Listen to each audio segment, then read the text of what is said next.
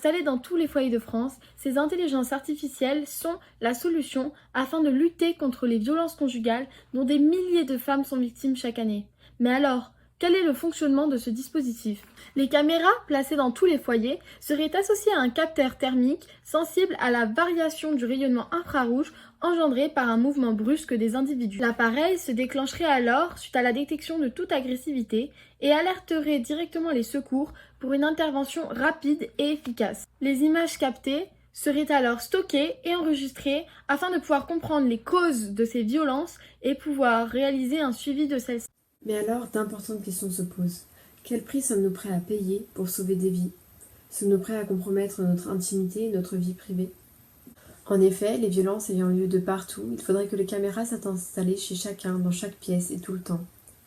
Or, peut-on assurer le respect de la vie privée de chacun? La caméra ne s'activerait que s'il y a un mouvement brusque. Mais peut-on faire la différence entre un coup violent et quelqu'un qui danse simplement dans sa chambre?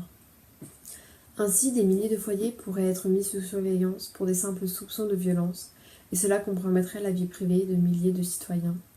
D'autant plus sur l'aspect de l'intimité, si les caméras venaient à s'activer lors de moments intimes comme des rapports sexuels, le respect de l'intimité viendrait être violé également.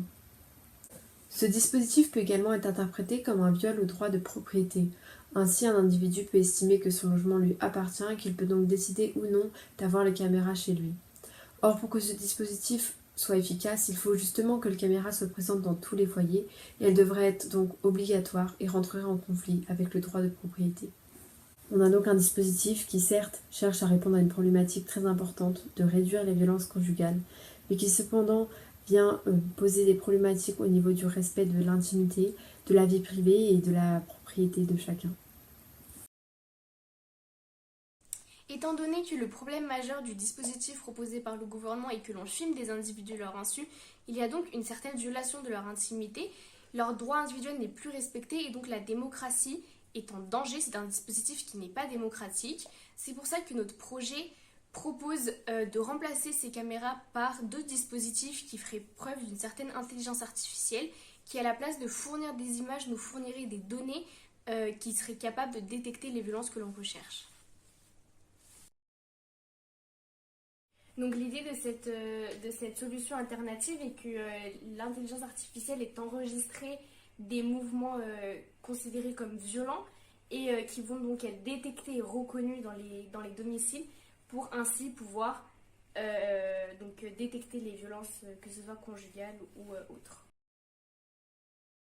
Donc l'idée est que l'intelligence artificielle envoie une notification à une personne, un organisme ou une agence qui vont s'occuper de vérifier que ce sont bien des images de violence et donc qui celles-ci vont appeler la police.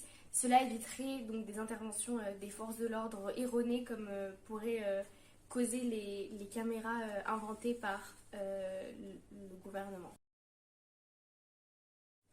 Donc effectivement, on aimerait mettre en place des lois qui vont justement régulariser la diffusion de ces images.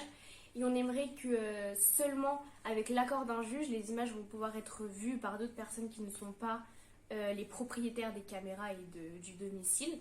Et on aimerait également que les images qui n'ont pas été considérées comme violentes soient supprimées dans un très court délai et que seulement les images qui ont été notifiées comme violentes soient enregistrées dans des dossiers confidentiels où seuls les